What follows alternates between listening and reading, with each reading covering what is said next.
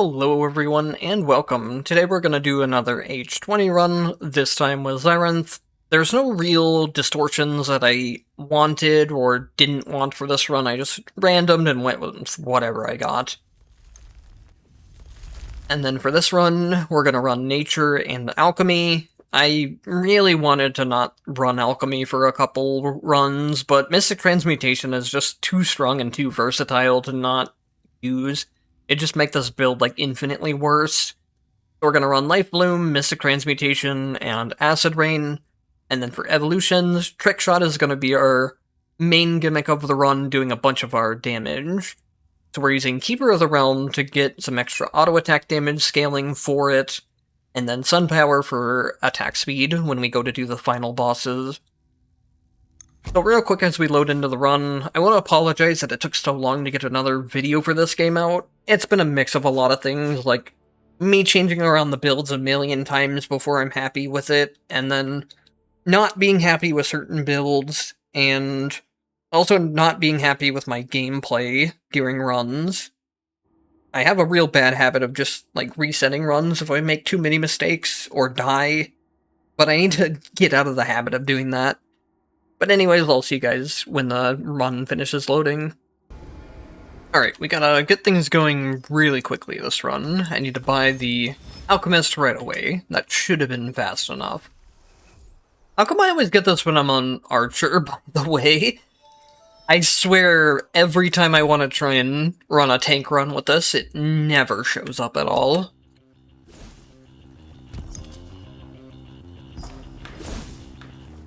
And then we need to get our towers set up, and we can try to do something else after that.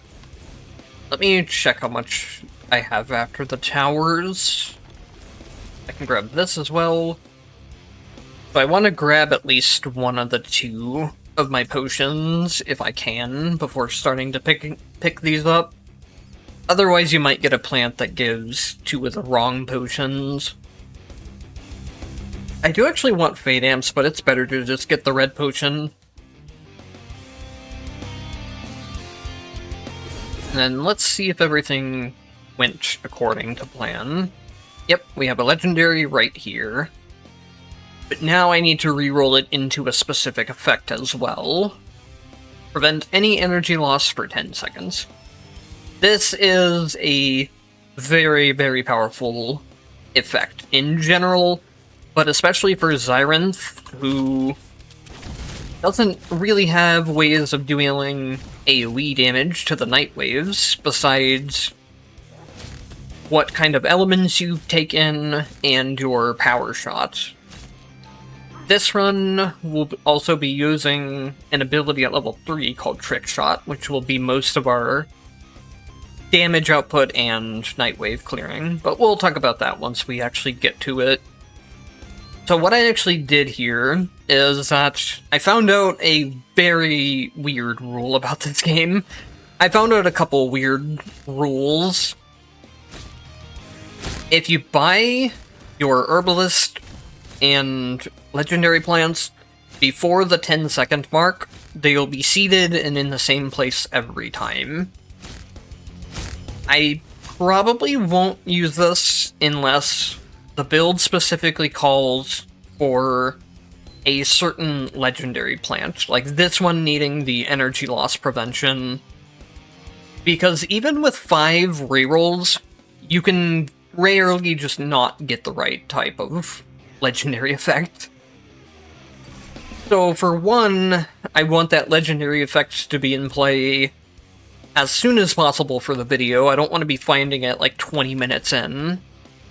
And then, like, worst case scenario, I find it real late in the video, and it doesn't roll into the right thing, so I have to scrap it entirely.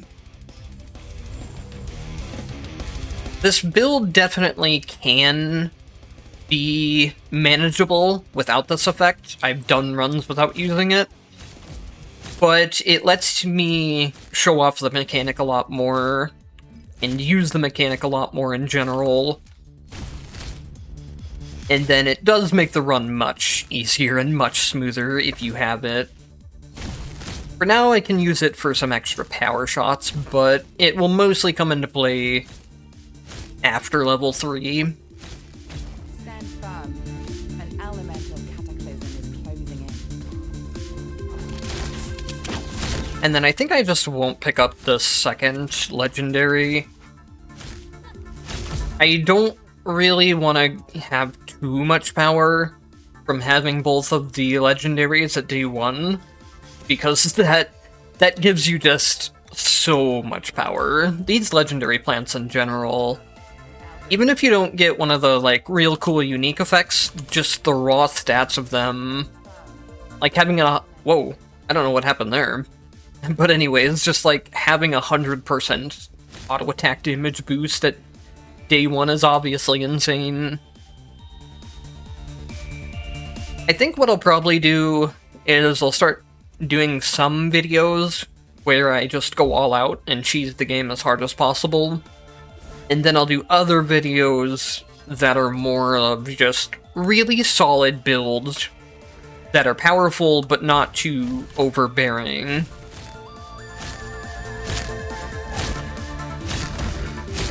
I've been kind of like struggling with that in general, is just finding builds that are powerful enough to be strong and interesting, but not too strong that makes it feel like the difficulty of the game is a joke.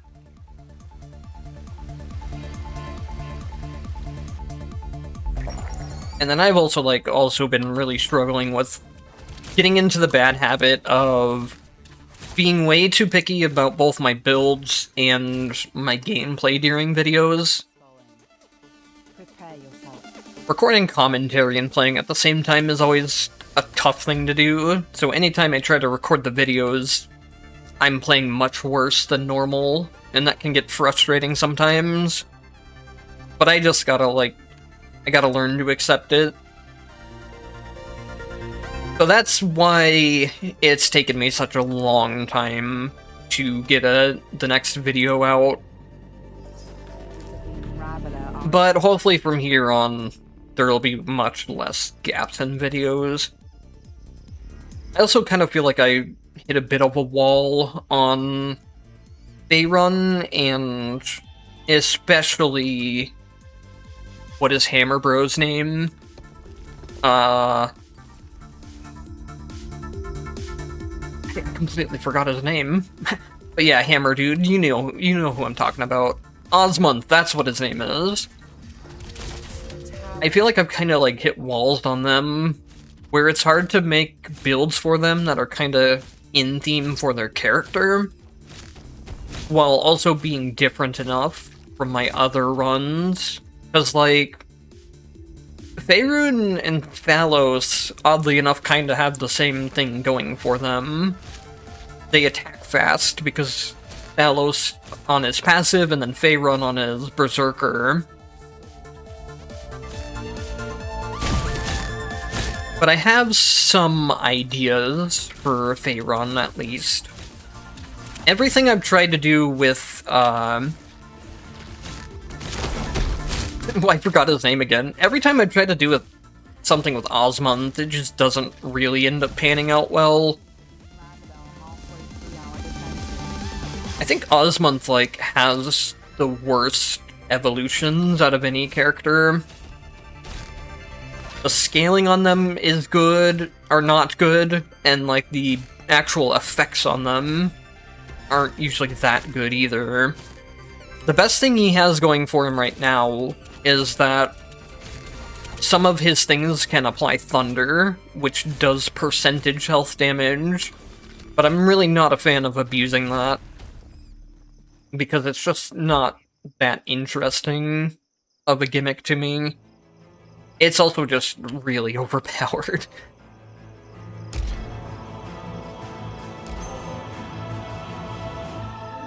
If you're constantly doing 1% of the enemy's HP, then it literally doesn't matter if the enemies are scaled up to age 20, and it doesn't matter if you're fighting a boss or a regular enemy, it's just gonna always die in the same amount of time.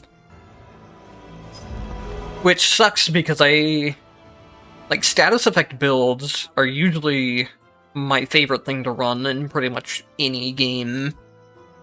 But I can't really run them right now until they nerf something or rework it. And I've been kind of like just waiting for them to, but they haven't yet. Which I'm sure it is like it's a pretty major problem to have to solve. So I don't think they're gonna like rush into anything too quickly.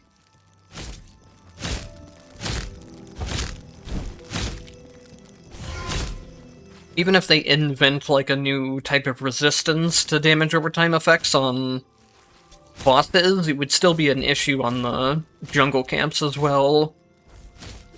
Because you can like pretty easily just walk up and do a high tier jungle camp, as long as you have 1 or 2 damage over time effects that does percent health.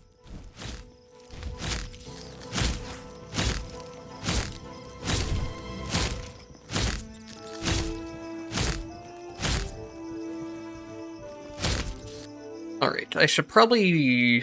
yeah, I should have been trying to find the extra wisdom tree instead of doing that.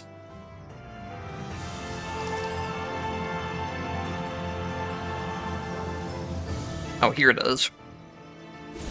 It's really good to have both wisdom trees used every day, if you can get around to it. Sometimes you just can't get around the map fast enough for that. New dawn. 5 days left until the reckoning. Okay, and now that we got level 3, we unlocked the main gimmick that we're going to be using for this run called Trickshot. Every time I dash with Q, there's going to be a small arrow that fires out behind me. And when I say small, I mean it. It is really hard to aim this thing, so don't get too frustrated if it takes you a while to learn how to aim it.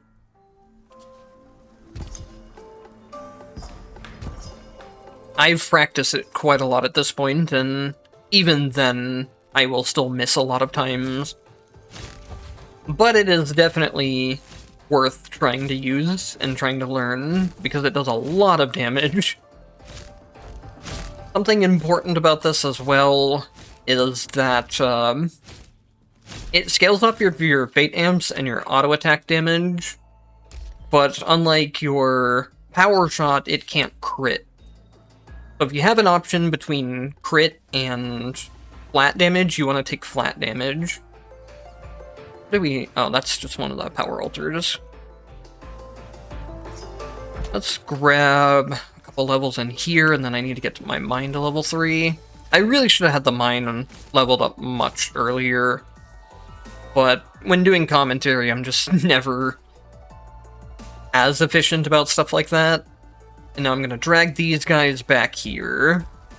The stuns will help a lot, and the damage as well will help kill a lot of the smaller ones for me. Well, or the smaller ones could do the annoying thing that the spiders love to do and just spread out everywhere. I think the spider camps are honestly a little bit overtuned.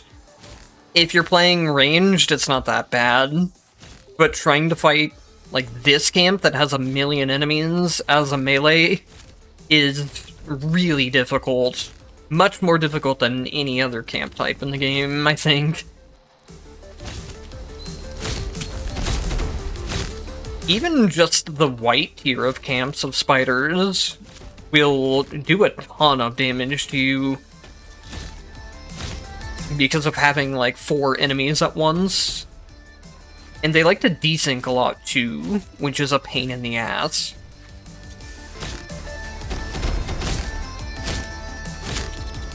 Because sometimes they'll shoot the web attack, and then sometimes they'll shoot the actual damaging attack. And when they shoot the web attack, it makes them get desynced.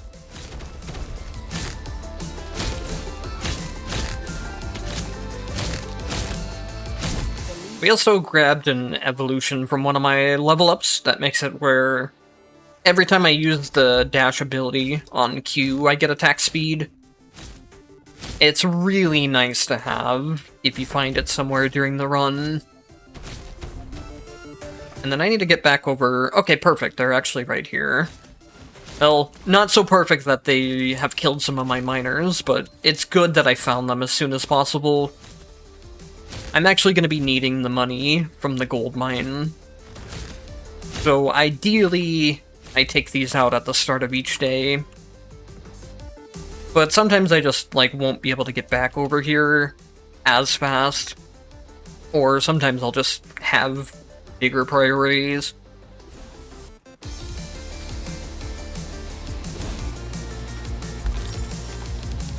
Okay, yeah, I still have one active over there. I was trying to remember.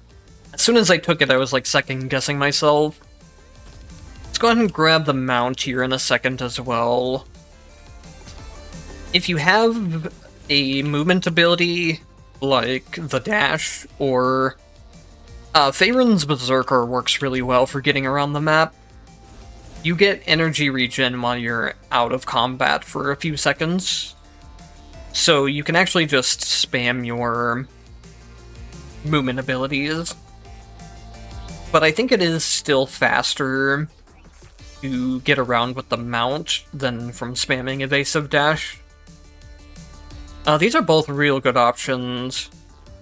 But I think auto attack is more like, it's more well-rounded. Because on the later boss fights, we will be relying on auto attacks a lot more. At some point, you gotta run out of energy in potion effects, so eventually you just have to start auto attacking things. I didn't find real good ways to get energy regen without having to scale a bunch of red amplifiers.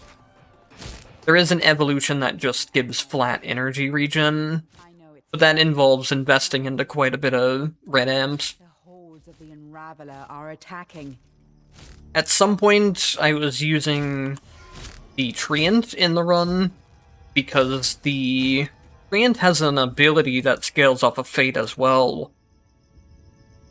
And then what it does is every time he dies, he drops an orb you can pick up for cooldown reduction, HP, and energy.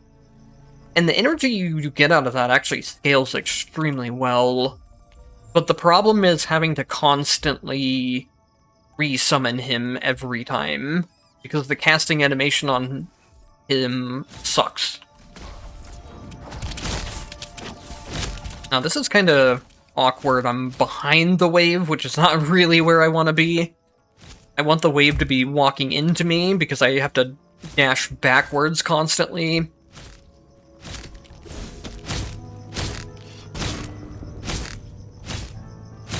Maybe I can just walk around here. I shouldn't even be auto-attacking. It's so inefficient to try and auto-attack night waves. That's why you really need something in your build that can let you quickly AoE down these.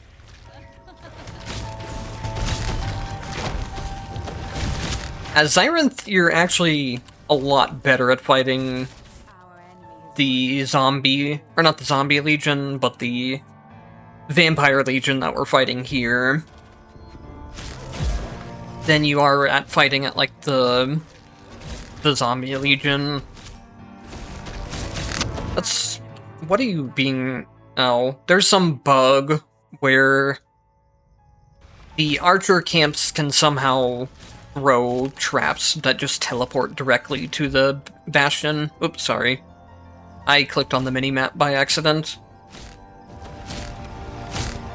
But yeah, I did some testing, and there's differences in each of the enemy types, and they're pretty significant too. I knew there were some differences, but I didn't know how big they actually were. So I'll put that on the screen right now for a couple seconds as I just walk around to the next place. The Zombie Legion has more enemies, but less damage, and they're also really tanky. And then the Vampire Legion has a lot less enemies with less HP, but they do a lot of damage.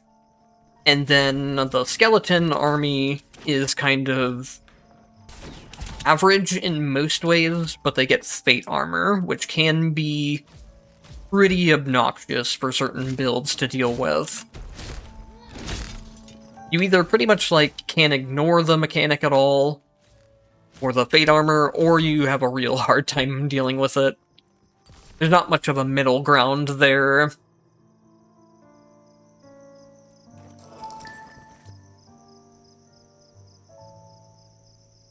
Alright, now that we got level 6, we got Mystic Transmutation, which basically just takes our potion effects and scales them based on our arcane amps for how long they last.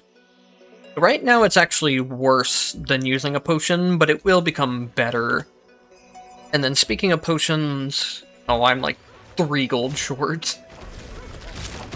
I say 3 gold because this game does a weird thing where having exactly enough money is not enough to buy something. If I have exactly 300, it won't let me buy it.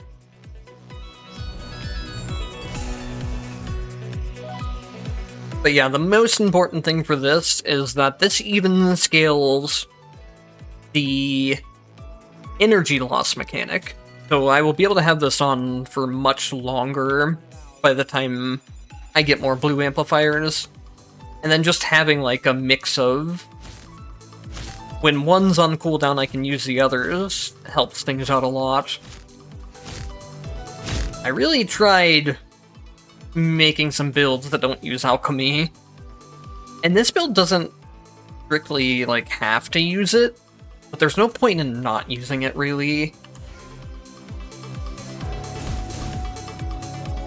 It makes the build just so much smoother to play. That way you're not always strictly waiting on your potion cooldowns.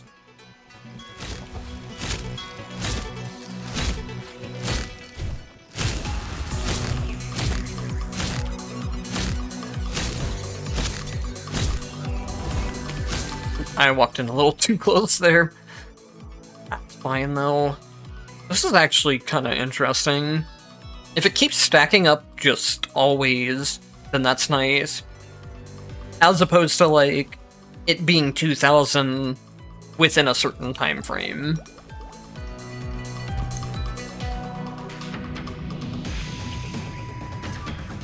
Honestly, it would just be so nice if there was a way to guarantee artifacts.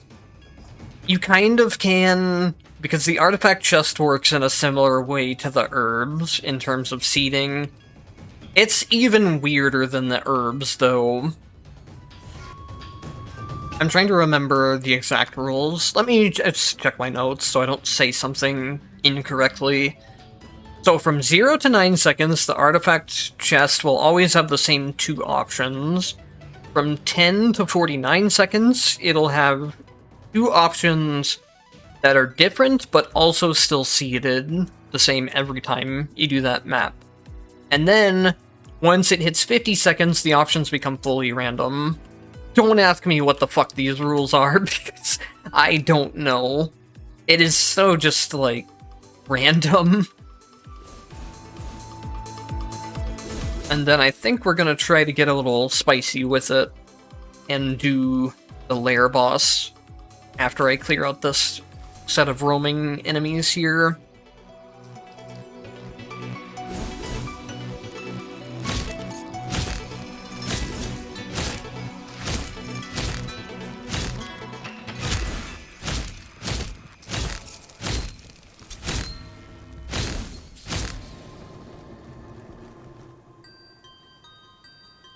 I guess we'll have to wait till we come out of the lair to do the ultra powers. So in this build, you kind of want to ignore HP on here if you have other options. This is more of a combat potion than it is a potion for healing, so that's why you kind of need Life Bloom if you have double cost ultra powers on.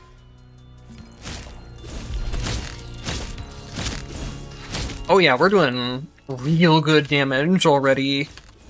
Even despite, like, the potion rolls that we got. I'll have to check how much flat attack damage I have from it. But let me focus on this for a second.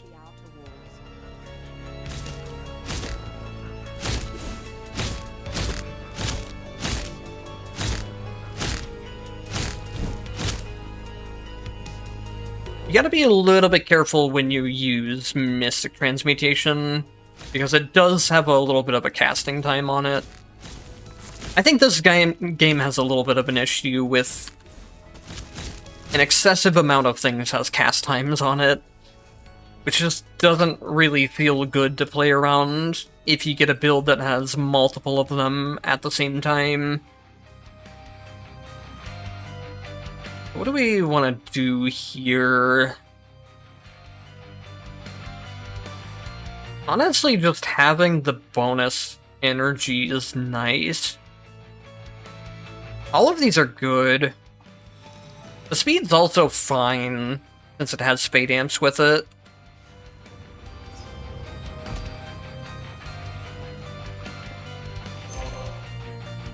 Oh, and then perfect, I got the Fate Armor as well.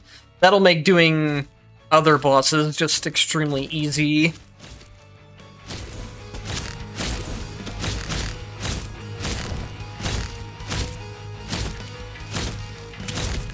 I feel like I was, like, starting to go into something as I was fighting the boss and had to stop to pay attention, but now I don't remember what it was. Oh, I just wanted to check on my potion stats. Okay, so I just have a ton of base attack damage on this, which is fine. Usually I try to stack more Fate Amps, but either one is fine. Just kinda depends on what you get that run. And then let's go ahead and grab the mount. We didn't get around to buying that before. Oh, come on. And I know I could be leveling up the potion ingredients that I'm getting, but I feel like this run's more than strong enough that it doesn't need that. Some runs I'll use that, and some runs I won't. This run I don't want the potion effects themselves to get too overpowered. I mostly just want it for the legendary energy regen effect, because that's required to be able to spam Trickshot as much. Here I might actually grab the cooldown reduction, because Mystic Transmutation has a very long cooldown.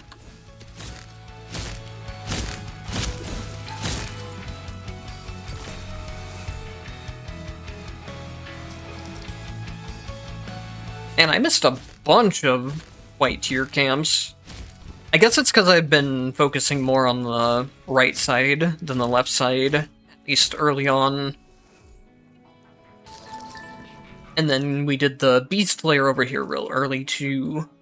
That was less time I spent actually clearing this part out.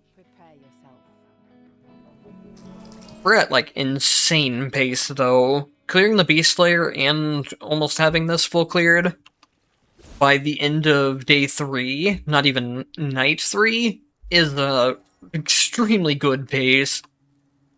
If you're not doing like real cheesy stuff, that is.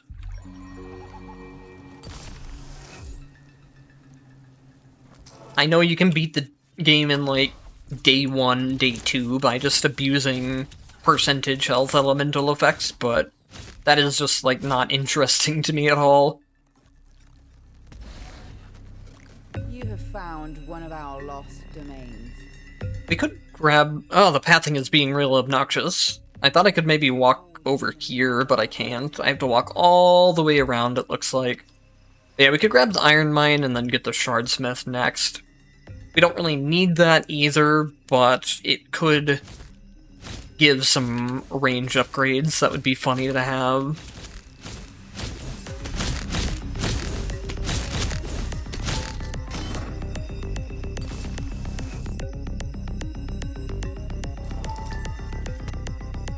Let's see, okay, we got the Wisdom Tree right here. And thankfully I can walk through here.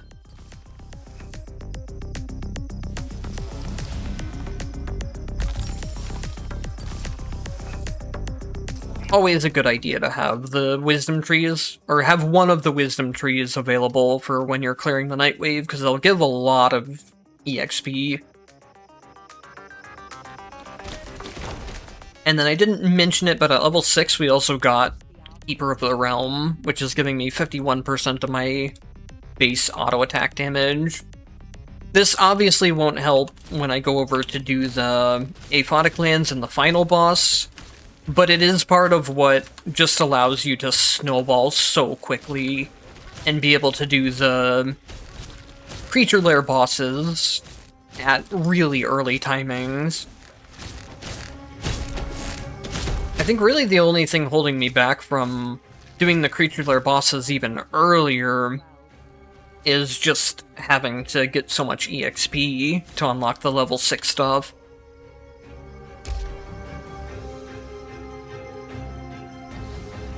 Which is something that, like,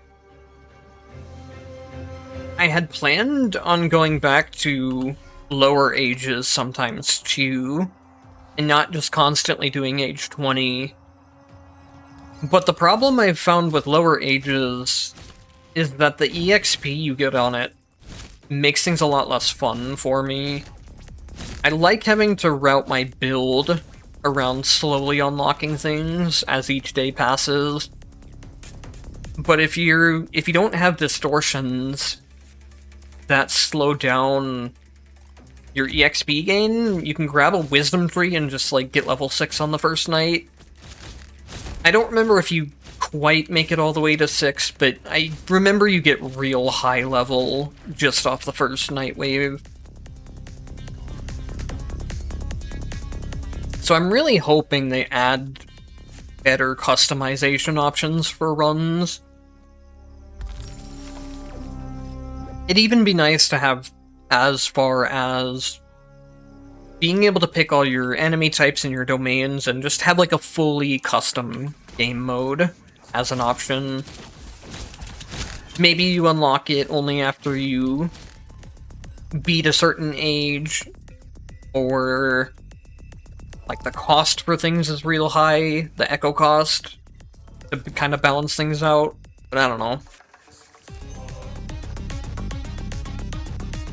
This is kind of funny. Why not? I used to not let my soldiers and stuff through during the night waves on this map, because the night waves do actually get some healing every time they kill something. But I found that once I actually like looked at the amount of HP they were getting, I feel like the small window of distraction from the soldiers and stuff is more worth it than the healing that they actually get. It could depend on some things too, though. Like, you still don't want to have an excessive amount of units walking into them if you're trying to build up like a bigger army from buildings and stuff. But I think if it's just a small amount of units, it's fine. Because one thing, too, that's pretty big is that the elites from this enemy type deal a ton of burst damage, because they will all try to leap onto you at the same time. And if that hits you, you're probably getting one shot, or pretty close to it if you don't have Fate Armor. So having the soldiers walk forward and tank that attack to put it on cooldown is actually pretty helpful. Oh, I thought I could walk a little further up there, but that's okay. Do we take the auto attack speed or the big arcane amps? Let's take the auto attack speed, that's funnier.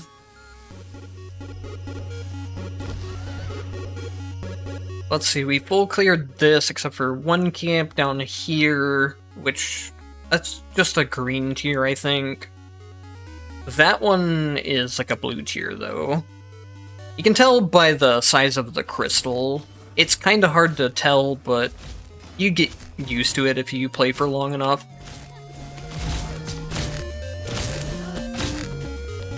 Oh, I just one-shot those guys. I really haven't been having to use my Mystic Transmutation too much either.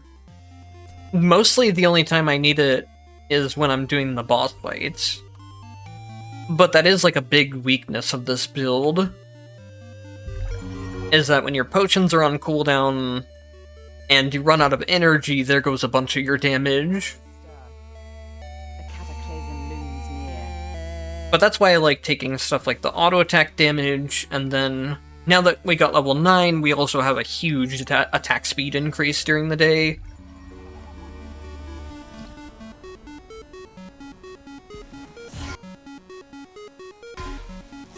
Wait, this works off of Ultra Power damage, too.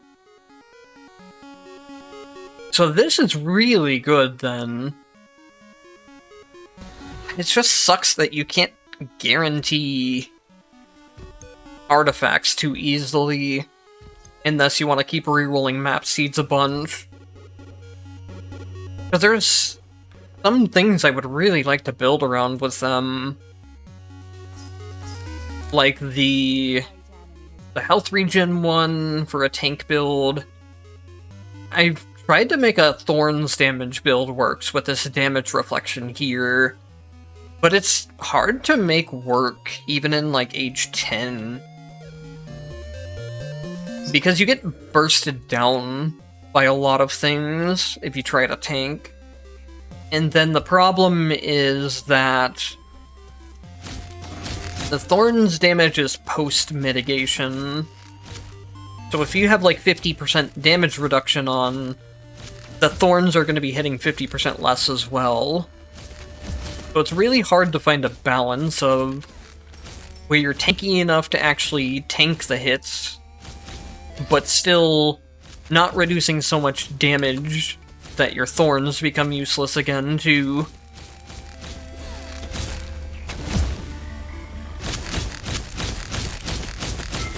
Oh good, it looks like we found the patrol. We also got the charm chance on the enemy here. Or on, like, the boss enemy. So that's kind of funny for having it take down its camps that it just spawned. Or not camps, but roaming enemies. Oh, I probably should have used my heal before I clicked that, because that would get me my heal back. That is just not something I'm used to having to think about. Do I want to bother with this lair boss? I don't know. I hate this lair boss, honestly. It's just really annoying to fight. The trap mechanic isn't that bad when you're when you're fighting the enemies that just only put a couple of them down. But it becomes really annoying with this boss when it throws, like, traps in covering half the entire map. To deal with them, you gotta walk in and then walk back out quickly. That'll trigger the trap, but not make it snare you. But then, like, by the time you clear out a couple of the traps, it's just gonna end up throwing more down. This boss isn't nearly as bad on ranged characters, but on melee characters, it's a huge pain in the ass to fight. It also has an attack that's not really telegraphed like other attacks in this game tend to be, and it comes out extremely quickly after the animation starts. And then on top of that also does, like, that right there. That can easily one-shot you, because it does around 2k damage per hit in H20. And if you're a melee, you really don't have much time to get away from it.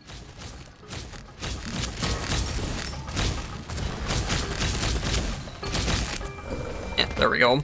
That wasn't too bad of a fight, since I have high range. Oh, wow. Do we go for the max cooldown reduction, or do we go for the Fade Amps? I guess we'll go for the Fade Amps. That converts into more attack speed for me.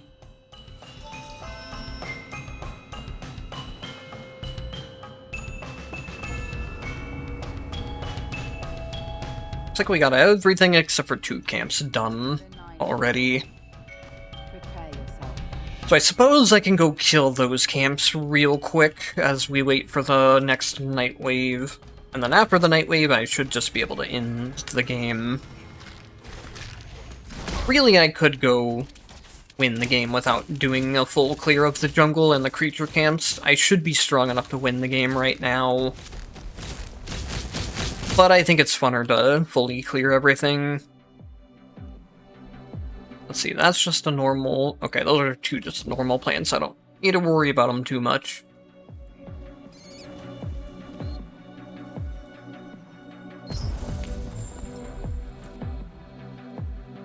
Let's grab the top one first, and then maybe we'll just town portal back and run here. That'll be a little faster. Oh, this is a blood moon, which shouldn't really matter too much. It's gonna buff the night wave as well, but we're powerful enough that it's not a big deal. Getting blood moons on day 1 can be really brutal on age 20 though. Especially, like, I think the worst combination is you're fighting a vampire boss map and there's a night 1 blood moon. Because that will basically just one-shot any protection gates you have up.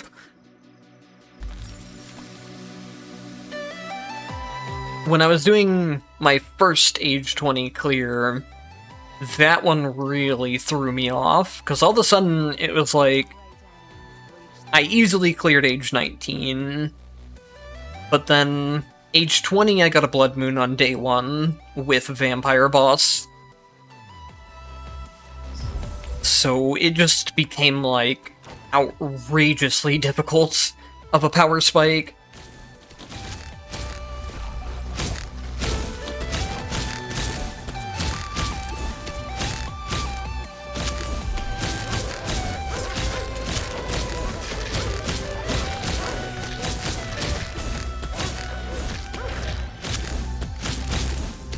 Spell is a little awkward to play.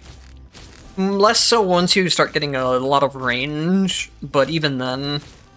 Because, like, if you're doing things optimally, you want to dash backwards and then run back forwards again to get the most range out of your trick shot, and to make sure you don't just dash too far backwards.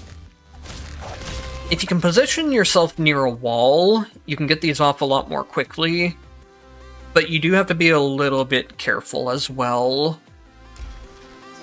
I can show it off here in a second.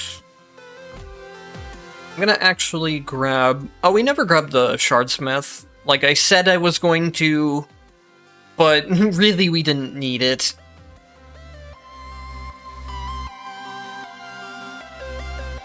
And then I was thinking about grabbing this, but it's at a 600 cost, so that's a little high. Since we've already seen how powerful the build is, we'll go all out for the last day in the boss guild and actually upgrade this now.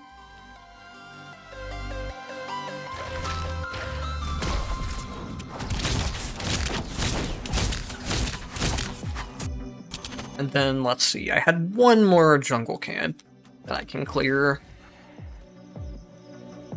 Now I'm kind of in an awkward spot where I have all the jungle cleared, but I get a big power spike during the day that I'm not gonna have if I go fight the boss now. Oh, what was that? That trick shot went on a really weird direction.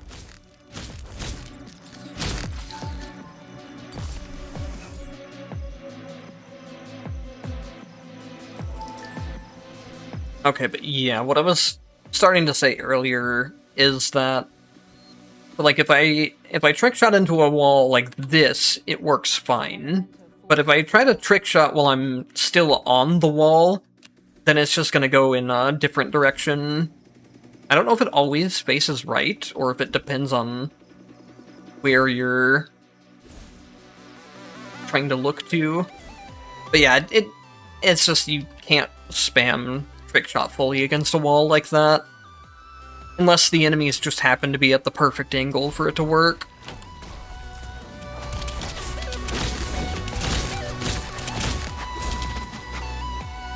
Alright, we won't have our attack speed buff for the boss, but I don't think that's gonna be too much of an issue anyways. We got all the power altars for today, which is just the last thing I wanted to check.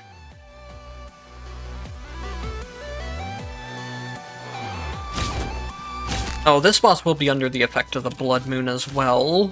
That's okay. I have 27 fate armor. I don't think I need to worry too much about dying. My Trickshot's also doing insane damage. Did it just go from like 6k to 11k when I used my potions? Yeah, it's 6.7 without potions, and then 11,000 with potions.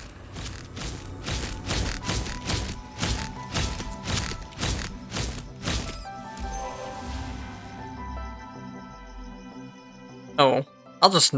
well, it's fine. We can click this. I probably won't die anyways. If I die with this much Fate Armor, I've really fucked up somewhere.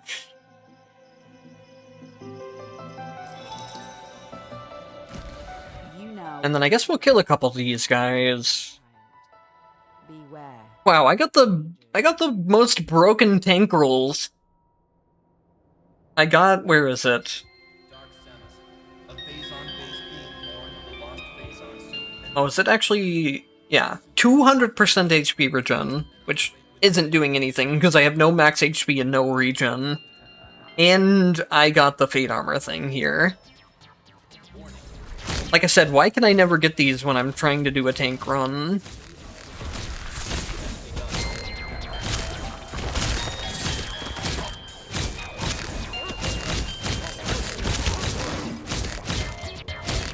But yeah, we'll do a couple of these until it turns daytime, because that'll get me my attack speed bonus again.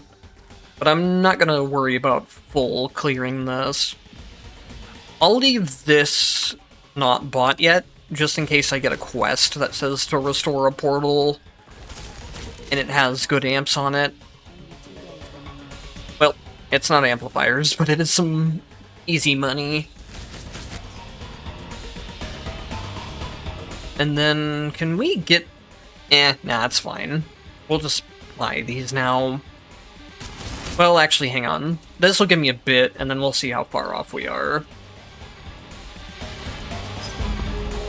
I'm pretty close to 1200, so I guess I can just wait for them. We'll go all out for the final boss.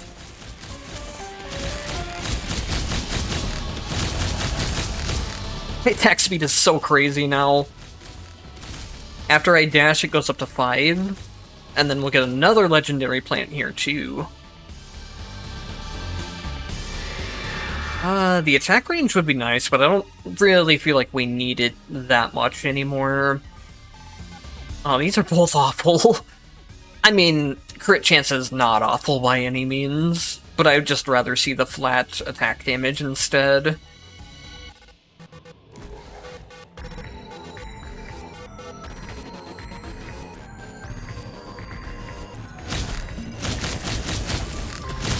Oops, that was a bad trick shot. If I didn't say it already, Trickshot is actually very hard to aim. It has a very thin line that it actually attacks. I feel like best case, you try and get directly above or directly below the enemy. That's what works the best for me. Trying to shoot it either left and right isn't quite as bad. But the worst thing is trying to shoot it diagonally. You can really easily just be too high or too low when you're trying to do diagonals.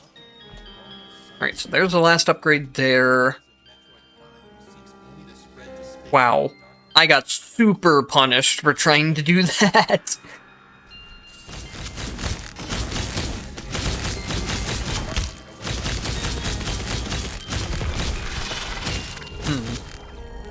I don't want to use my transmutation right now, because I'm gonna need it for the boss fight, and it still has a 54-second cooldown. So I guess we'll just kill this camp very slowly. And then I'll have my potions and my transmutation ready. Oh, 14 Fate Amps, hell yeah. So we actually did end up just, like, full clearing this anyways, except for the crystal tombs. We'll pretend we didn't see that one. I don't feel like doing that. It's kind of pointless at this stage of the game.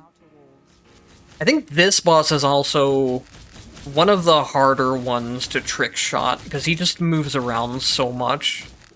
The Bone Dragon would be the easiest, because he's the largest, Whenever he does this attack here, though, it's easy to get some trick shots in. My trick shots are doing 21k.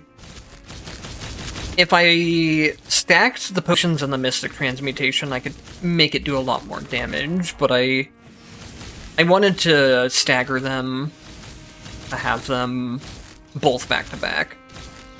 Though I think if I just... yeah, if I would have just used them both at the same time, I think I would have killed him before either of them ran out. But I want to try and be a little bit careful about stacking their effects too. It's just so... there's such a thin line between what seems too overpowered and what seems strong but still fun. I think, like, for one, you could definitely put Sublime Transmutation in this build somewhere, probably over this, and the build would be really overpowered. I think Sublime Transmutation is probably going to have to go on, like, my ban list for quote-unquote normal runs. I'll just use it for cheese runs. But anyways, I hope you guys enjoyed the video. Sorry it took so long to get another one out, but hopefully we'll get onto a better pace from here on.